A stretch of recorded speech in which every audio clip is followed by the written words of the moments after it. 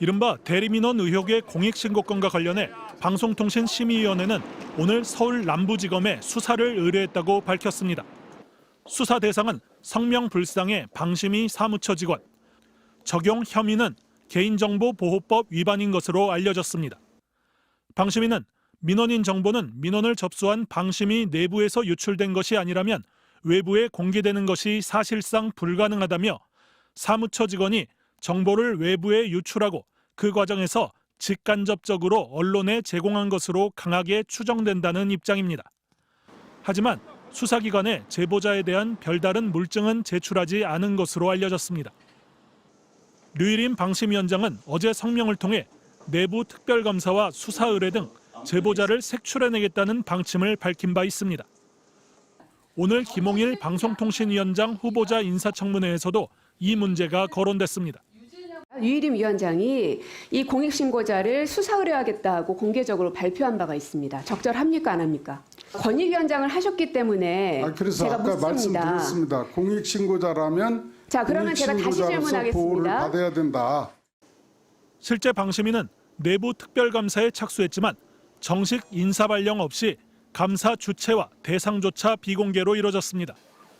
방심위 내부 구성원들은 전 직원을 대상으로 무차별 사찰을 벌이겠다는 거냐며 반발하고 있습니다. 방심위 노동조합은 본인의 비위 의혹과 관련된 감찰을 지시하는 것 자체가 이해충돌 방지 위반이라며 감찰의 대상이 되어야 할 류 위원장이 도리어 전 직원을 상대로 감찰을 지시하는 적반하장의 태도라고 비판했습니다. 노조 측은 내일 오전 방심위 앞에서 류 위원장의 사퇴를 촉구하는 기자회견을 열 계획이라고 밝혔습니다.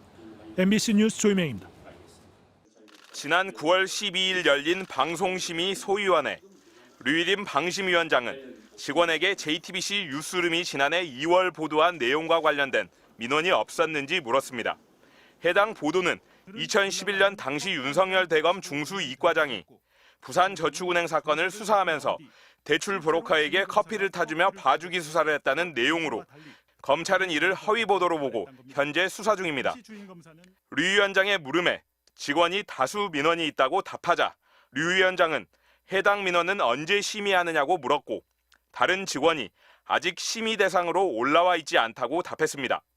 이에 류 위원장은 이 안건을 다음 주 안건에 올릴 수 있도록 말씀드린다며 다른 위원들의 동의를 구한 뒤 심의 대상에 올렸습니다. 그런데 MBC 취재 결과 JTBC 보도에 대한 심의를 요청한 민원인에도 류 위원장의 가족과 지인이 포함된 걸로 확인됐습니다. 류 위원장의 아들과 동생, 조카와 동서 등 가족 4명, 그리고 류 위원장의 동생이 운영하는 수련원과 관계 있는 인물 등 5명이 민원을 넣은 겁니다. 이들이 9월 4일부터 6일 사이에 낸 관련 민원은 모두 17건, 관련 민원 57건 중 3분의 1에 육박합니다.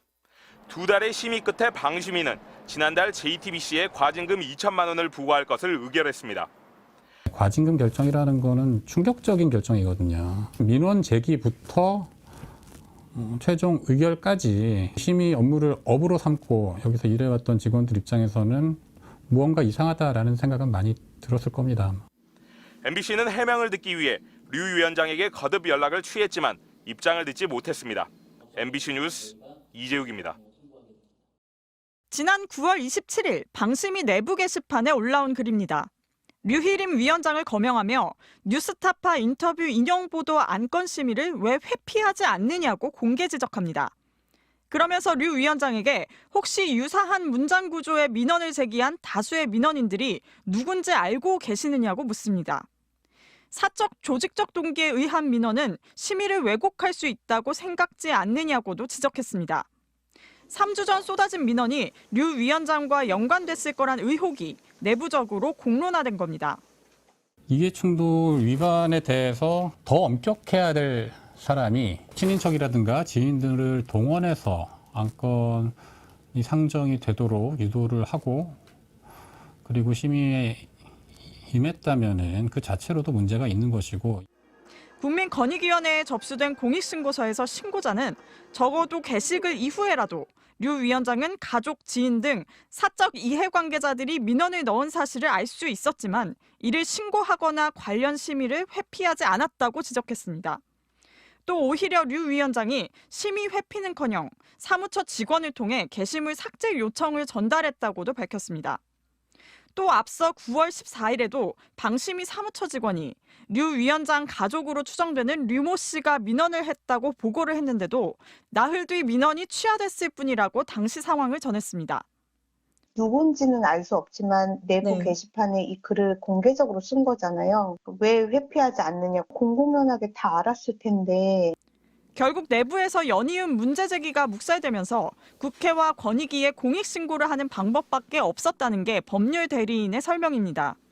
향후 진상규명 과정에서도 류 위원장의 개입 여부와 함께 문제 제기를 묵살한 경위도 쟁점이 될 걸로 보입니다. MBC 뉴스 이혜리입니다. 국민의힘 지도부는 사실관계 확인이 먼저라며 말을 아꼈습니다. 다만 당 소속 미디어 커뮤니케이션 특별위원회가 나서 민원인 개인정보를 특정 진영에 유출한 사건이라고 역공을 폈습니다.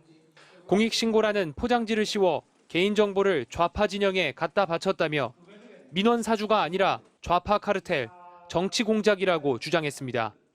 불법 입수 자료를 근거로 해서 해당 민원인을 괴롭히는 보복 보도는 사회적 흉기 역할을 자행한 것으로 비판받아 마땅합니다. 민원인 정보를 유출한 방심위 직원을 개인정보보호법 위반 혐의로 검찰에 고발하고 이를 보도한 언론사 역시 언론중재위원회에 제소할 수 있다고 경고했습니다. 더불어민주당은 청부 민원 셀프심이라며 류희림 위원장의 사퇴를 요구했습니다. 류희림 방심위원장은 직권남용과 언론 탄압을 자행한 것입니다. 스스로 사퇴하거나 최소한 업무에서 배제시켜야 됩니다. 국민의힘 전신인 미래통합당에 지난 2020년 고발 사주 의혹과 판박이라며 류 위원장이 사무처 직원으로부터 가족 민원 사실을 보고받고도 회의에 참석한 건 이해충돌방지법 위반이라고 강조했습니다.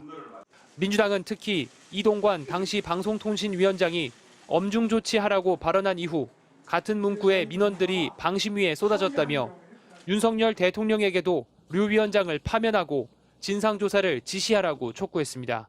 MBC 뉴스 신준명입니다.